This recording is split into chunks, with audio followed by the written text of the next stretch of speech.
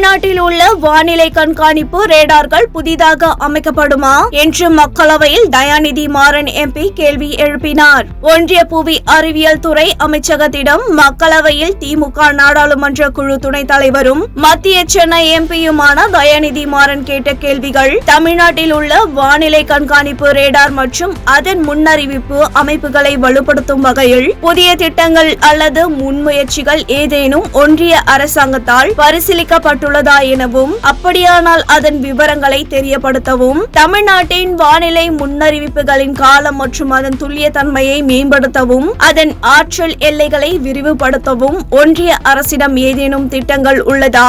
தமிழ்நாட்டில் தற்போதுள்ள வானிலை ரேடார் அமைப்புகளின் தொழில்நுட்பத்தை மேம்படுத்துவது குறித்து ஒன்றிய அரசு பரிசீலிக்கிறதா? கடந்த 10 ஆண்டுகளில் வானிலை முன்னறிவிப்பு அமைப்புகளை மேம்படுத்துவதற்காக ஒவ்வொரு மாநிலத்திற்கும், குறிப்பாக தமிழ்நாட்டிற்கு வழங்கப்படும் நிதி எவ்வளவு என்பதை மாநில வாரியாக பட்டியலிட்டு தெரியப்படுத்தவும், நிகழ்நேர வானிலை தரவுகளை தமிழ்நாட்டில் உள்ள உள்ளாட்சி அதிகாரிகள் மற்றும் பொதுமக்களுடன் திறம்பட பகிர்ந்து கொள்ளப்படுவதை உறுதி செய்ய ஒன்றிய அரசு மேற்கொண்ட நடவடிக்கைகள் என்ன என்று கேள்வி எழுப்பினார்.